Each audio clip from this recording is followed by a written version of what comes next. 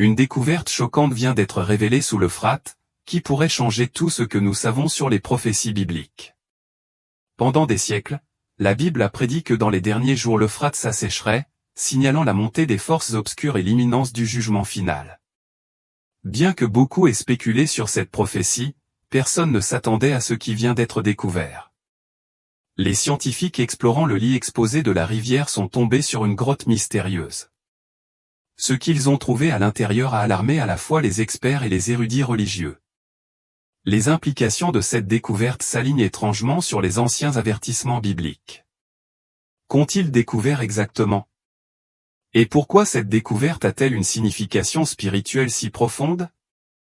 Rejoignez-nous pour découvrir la vérité effrayante qui se cache derrière cette révélation choquante. L'Euphrate sec est une découverte inquiétante. L'Euphrate, l'un des cours d'eau les plus importants historiquement sur Terre, est désormais presque à sec. À mesure que les eaux se retirent, elle révèle bien plus que de simples ruines enfouies depuis longtemps. Ce qui se cache en dessous pourrait être l'accomplissement d'une ancienne prophétie. Récemment, des archéologues explorant le lit asséché de la rivière ont fait une découverte surprenante, une immense grotte cachée. Au fond de cette caverne, ils découvrirent quelque chose qui détruisit toute explication, un ensemble d'os énormes, comme on n'en avait jamais vu auparavant. Ces os mesurent plus de 9 mètres de long, avec un crâne colossal, des dents pointues et des traits reptiliens. Les experts ont été immédiatement déconcertés, car aucune espèce connue de cette ampleur n'aurait dû exister dans cette région. Ces restes pourraient-ils appartenir à un dragon? Un lien avec la prophétie biblique? Le dragon dans les Écritures. Bien que les dragons soient souvent considérés comme des mythes, ils ont de profondes racines dans les Écritures bibliques. Dans le livre de l'Apocalypse, le dragon est décrit comme un symbole de la puissance de Satan. Et un autre prodige apparut dans le ciel, et voici, un grand dragon rouge, ayant 7 têtes et 10 cornes, et 7 couronnes sur ses têtes, Apocalypse 12, 3. Cette représentation relie le dragon au mal suprême et à la bataille finale entre le bien et les ténèbres. Ces restes pourraient-ils être la preuve qu'une telle créature parcourait autrefois la terre? Ou pire encore, pourrait-il signifier le retour d'une force obscure, le Léviathan, l'ancienne bête du chaos? Certains chercheurs suggèrent une autre possibilité, que ces os appartiennent au Léviathan, le monstrueux serpent de mer décrit dans le livre de Job. Pouvez-vous attraper Léviathan avec un crochet ou lui attacher la langue avec une corde? Il n'y a rien sur terre comme lui, une créature sans crainte, Job 41, 33. Les textes anciens décrivent Léviathan comme un être terrifiant ressemblant à un dragon qui incarne le chaos et la destruction. Vigimé et la transformation de l'Euphrate. Dans la tradition juive, Léviathan est considéré comme un puissant adversaire de Dieu, destiné à être vaincu lors du jugement final. Si ces os proviennent bien du Léviathan, leur apparence indique que cette force ancienne réapparaît. Quel rôle Vigimé, un autre monstre colossal mentionné dans le livre de Job, joue-t-il dans ce mystère? Astérisque regarde Vigimé, qu'est-ce que j'ai fait de toi? L'assèchement du fleuve Euphrate et sa transformation en un courant rouge sang pourrait être un signe surprenant que les événements de la fin des temps, longtemps prophétisés, se déroulent rapidement.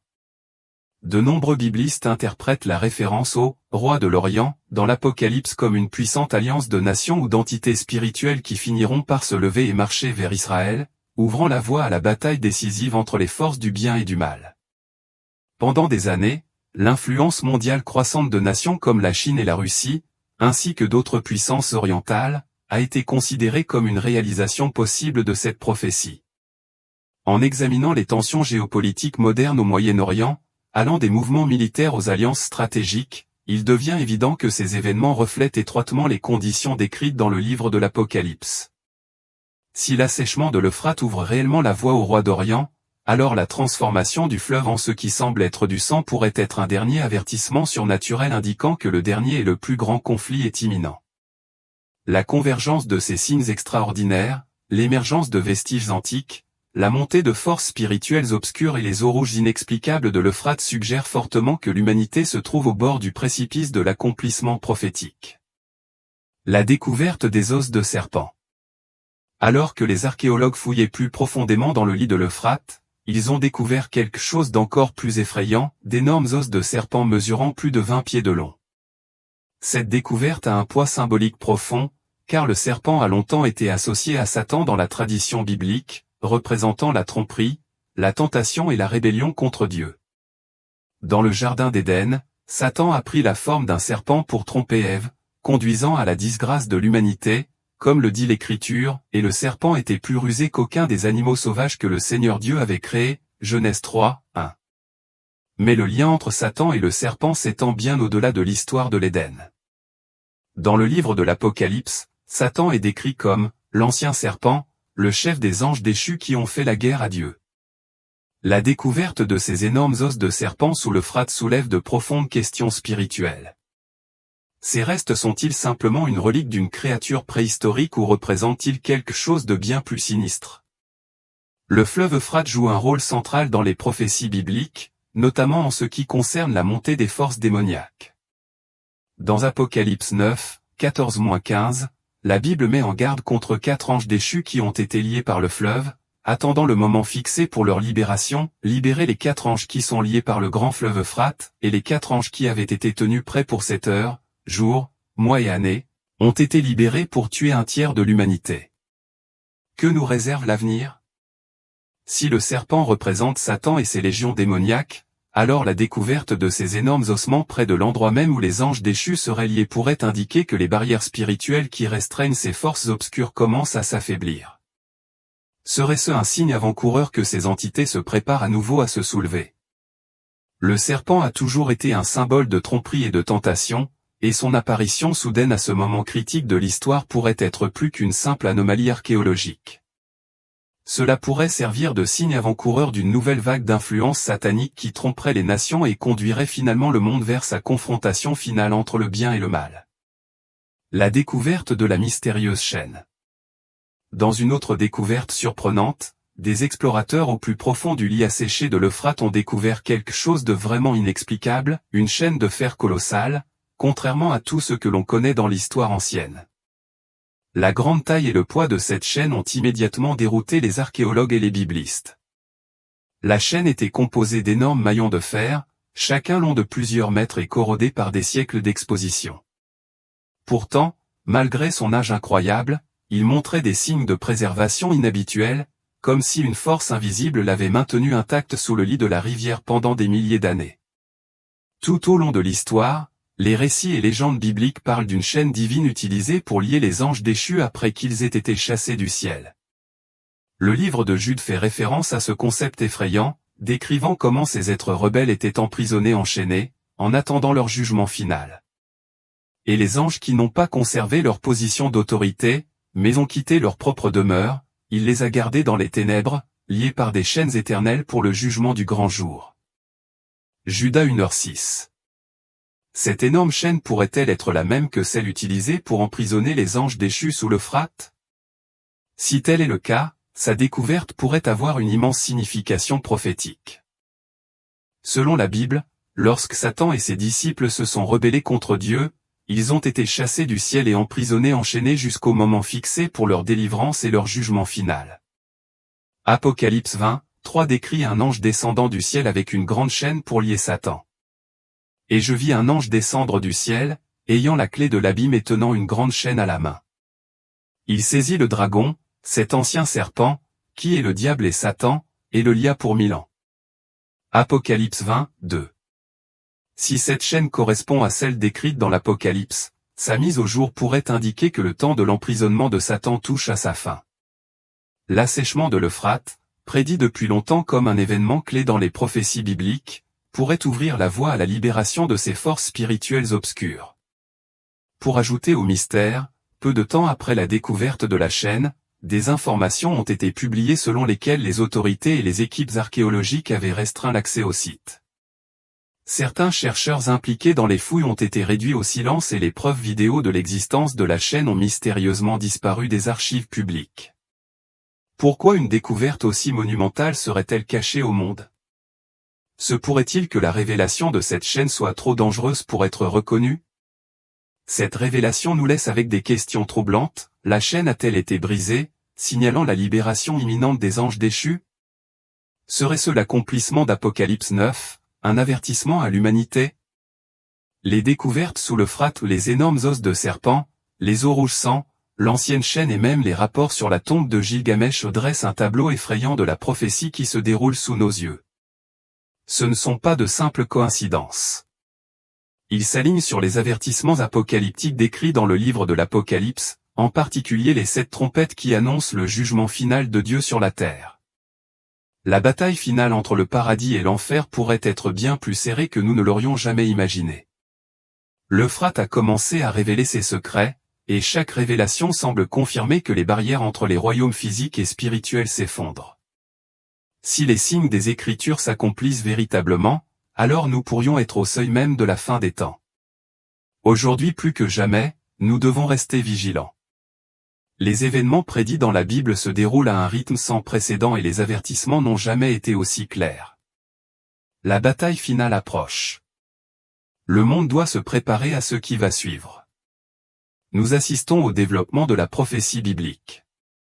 L'assèchement rapide du fleuve Euphrate et la découverte d'anciennes reliques enfouies sous ses eaux pourraient être les signes les plus indéniables à ce jour que la fin des temps est à nos portes. Le livre de l'Apocalypse décrit une série d'événements catastrophiques qui ébranleront le monde lorsque 7 anges sonneront de leurs trompettes, chacun annonçant une nouvelle vague de jugement divin. Ces trompettes ne sont pas seulement symboliques, elles représentent des désastres réels et tangibles qui précéderont le retour du Christ. Les événements choquants entourant l'Euphrate pourraient-ils être les premières notes de ces coups de trompette? La première trompette, le feu, la grêle et la destruction. Le premier ange sonna de la trompette et il y eut de la grêle et du feu mêlés de sang, et il fut jeté sur la terre. 1/3 de la terre fut brûlée, 1/3 des arbres furent brûlés et toute l'herbe verte fut brûlée. Apocalypse 8, 7. La première trompette signale un jugement dévastateur, de la grêle et du feu tombant du ciel et consumant 1/3 de la végétation de la terre. Ces dernières années, nous avons assisté à une augmentation alarmante des incendies de forêt, des vagues de chaleur et des catastrophes environnementales, dévastant les paysages du monde entier. Ces événements extrêmes pourraient-ils être des précurseurs de l'accomplissement de cette prophétie? En plus de cela, la transformation inexplicable de l'Euphrate en une couleur rouge sang a poussé les scientifiques et les érudits religieux à chercher des réponses. S'il s'agit véritablement d'un signe surnaturel, il pourrait marquer le début de la séquence apocalyptique décrite dans l'Apocalypse. Deuxième trompette, la mer se change en sang. Le deuxième ange sonna de la trompette et quelque chose comme une immense montagne, tout en flammes, fut jetée dans la mer. 1/3 de la mer s'est transformé en sang, 1/3 des êtres vivants de la mer sont morts et 1/3 des navires ont été détruits. Apocalypse 8, 8-9. La deuxième trompette prédit un événement catastrophique au cours duquel une masse enflammée s'écrasera sur l'océan, transformant 1/3 de ses eaux en sang et provoquant une destruction massive. La soudaine rougeur de l'Euphrate ressemble étrangement à cette prophétie et nous rappelle les plaies bibliques d'Égypte, où le Nil s'est transformé en sang en signe de colère divine. Cela pourrait-il être une indication que le jugement de Dieu a déjà commencé? La troisième trompette, les eaux empoisonnées. Le troisième ange sonna de la trompette et une grande étoile, brûlante comme une torche, tomba du ciel sur 1/3 des fleuves et sur les sources d'eau. Le nom de la star est Wormwood. 1/3 des eaux sont devenues amères et de nombreuses personnes sont mortes à cause des eaux devenues amères. Apocalypse 8, octobre 2011. L'Euphrate a non seulement changé de couleur, mais a également subi de graves pollutions et contaminations, le rendant imbuvable dans de nombreuses régions. La pollution et la dégradation de l'environnement ont empoisonné de nombreuses sources d'eau douce, affectant d'innombrables vies. Serait-ce une manifestation moderne de la troisième trompette dans laquelle les eaux deviennent amères et conduisent à la mort et à la souffrance? La découverte simultanée de reliques mystérieuses, notamment d'os et de chênes anciens, suggère que quelque chose de bien plus important est en jeu. Nous assistons à une fusion des domaines physiques et spirituels, signe que le jugement divin approche. La quatrième trompette, un monde couvert de ténèbres. Le quatrième ange sonna de la trompette et 1/3 du soleil, 1/3 de la lune et 1/3 des étoiles furent frappés, de sorte qu'1/3 fut obscurci. La troisième partie de la journée fut sans lumière ainsi que la troisième partie de la nuit. Apocalypse 8h12. Le monde connaît une obscurité croissante, non seulement au sens littéral, mais aussi au sens moral et spirituel. Les guerres, la tromperie, la division et la corruption se propagent à un rythme alarmant. La découverte de chaînes sous l'Euphrate, qui, selon certains, auraient pu relier des anges déchus, soulève des questions sur les forces spirituelles déchaînées sur la terre. Est-ce le signe du début du jugement final? L'obscurité, signe de l'avertissement de la 4e trompette, la 5e trompette. L'abîme s'ouvre. Le 5e ange sonna de la trompette et vit une étoile tomber du ciel sur la terre.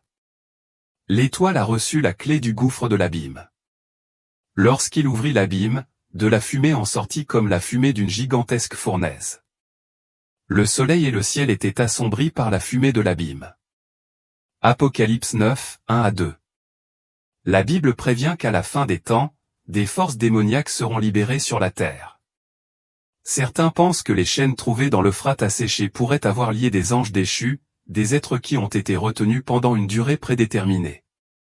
Sa libération pourrait-elle signifier l'ouverture d'un abîme, déclenchant la tromperie spirituelle et le chaos sur l'humanité? Bien que les forces démoniaques cherchent à tromper et à détruire, il est rappelé aux croyants que ceux qui appartiennent à Dieu sont protégés par le Saint-Esprit. 1 Jean 4:4, durant son séjour sur terre, Jésus a fait preuve d'une autorité absolue sur les démons, les chassant d'un seul mot. Matthieu 8:16, ces forces obscures tentent peut-être de semer la peur, mais elles sont finalement impuissantes face à la souveraineté de Dieu. La 6e trompette, la libération des 4 anges. La Bible décrit un événement effrayant de l'Apocalypse. Alors le 6e ange sonna de la trompette, et j'entendis une voix venant des 4 cornes de l'autel d'or devant Dieu, disant au 6e ange qui avait la trompette, « Libère les 4 anges qui sont liés par le grand fleuve Euphrate. » Alors les 4 anges qui avaient été préparés pour l'heure, le jour, le mois et l'année furent relâchés pour tuer un tiers de l'humanité. Apocalypse 9, 14-15. Ces 4 anges déchus, que l'on croit emprisonnés sous l'Euphrate, attendraient le moment d'être libérés, ce qui entraînerait une destruction catastrophique pour le monde. L'assèchement de la rivière pourrait-il être le signe que cette prophétie est sur le point de s'accomplir? Une transformation choquante. Qu'est-ce que ça veut dire? Le monde est témoin d'une transformation sans précédent. Les fleuves du monde entier, y compris l'Euphrate, s'assèchent, révélant d'anciens secrets. Dans le même temps, de nombreuses étendues d'eau deviennent rouges sans explication scientifique claire. Ces phénomènes pourraient-ils être des avertissements divins de ce qui est à venir? Les Écritures relient ces événements au dernier jour, marquant le retour de Jésus-Christ. Le livre de l'Apocalypse parle de rivières se transformant en sang en signe du jugement divin. Le 3e ange versa sa coupe sur les fleuves et les sources d'eau et ils devinrent du sang. Apocalypse 16, 4. Cette prophétie reflète étrangement la première plaie en Égypte, lorsque Dieu a transformé le Nil en sang, provoquant une dévastation généralisée. Exode 7, 20-21. Si l'histoire se répète, nous pourrons alors assister à l'accomplissement final des avertissements de Dieu à l'humanité. Le mystère qui se révèle. Ces événements étranges pourraient-ils être de simples coïncidences ou font-ils partie d'un plan divin plus vaste? Même si la science propose des explications pour certains de ces événements, le simple timing et la fréquence de ces événements suggèrent que quelque chose de beaucoup plus vaste est en train de se développer. Qu'en penses-tu? Ces signes de prophétie prennent vie sous nos yeux. Rejoignez la discussion, partagez vos réflexions et découvrons la vérité ensemble.